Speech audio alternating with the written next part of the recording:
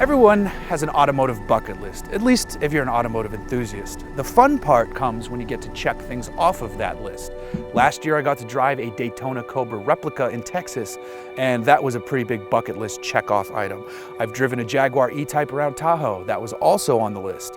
Now though, I'm turning my attention to Japan, to an icon from the late 2000s and early 90s. I'm talking about the 2005 Acura NSX.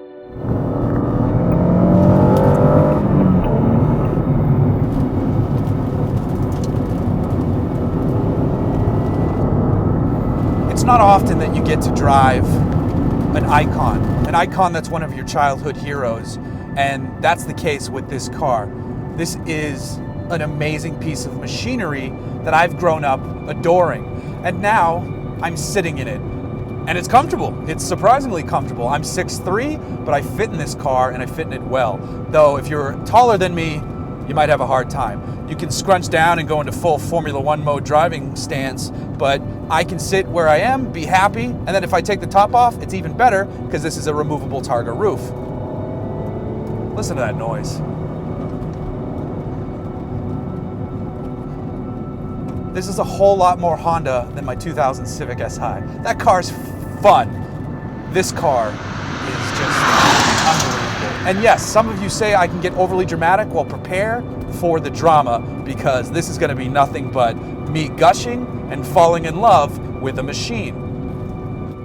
What makes this car so amazing is that it was developed in part by some legends who know what they're doing when it comes to chassis and engine development. Honda knows how to build a good engine. They know how to build a fantastic gearbox. This is my new favorite gearbox. This 6-speed manual right here is so precise. The original gearbox in the Audi R8, that manual was wonderful because you hear the metal gates clicking in and out, and that one was a sweet shifter. This is otherworldly. Honda always builds good shifters though, and that's what you'd expect here in the NSX, and the car delivers. Now, it's not an incredibly fast car. It really isn't. Down low, there's not much torque, so you're not going to be building up the speed until you get past 3,000 RPMs, but you can do that quickly. It does rev fast, and it revs all the way to 8,000 RPM.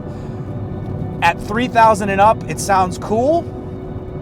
At 6,000 and up, 6,500 and up, VTEC kicks in, yo, and it goes to a whole nother planet. I mean, there's nothing not to like about this car. The brakes are excellent, the steering is perfect, you know exactly where the tires are pointed, you've got the feel coming through from the road, from the tires, into your hands in the steering wheel.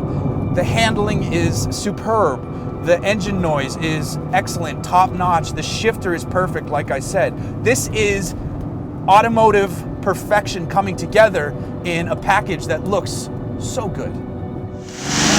The original concept for this car was styled in Italy by Pininfarina. That was the HSX, I believe it was called. It's either HSX or HPX, and that was back in the mid-'80s. That was a neat wedge-shaped design that had no doors, that had a Perspex canopy that opened up.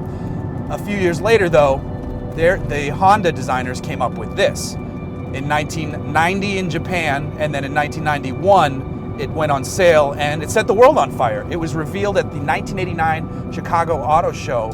And if you could have been at that auto show, that would have been a good one to go to, because they also revealed a little car called the MX-5 Miata. Imagine seeing both of those make their world debuts. If you like sports cars, that's like going back in time to an amazing period in history. But I don't have to go back in time because I'm here today with a legend. So now there's a new Acura NSX on the horizon. At least that's what we've been led to believe over the last few years, seeing the prototypes at auto shows and in videos, and with two older comedians bickering over who's going to be the first to have it. Acura's taking a really long time with this one, and they should, because it has to be amazing. Fans of the last Acura NSX love that car. To get people to love this new car, it's going to need to be otherworldly. And it could, with the help of modern technology, the combination of a regular power plant with electric motors combining to do wonderful things. I think that's why Acura is taking so long to give us the new NSX, because it has to be excellent.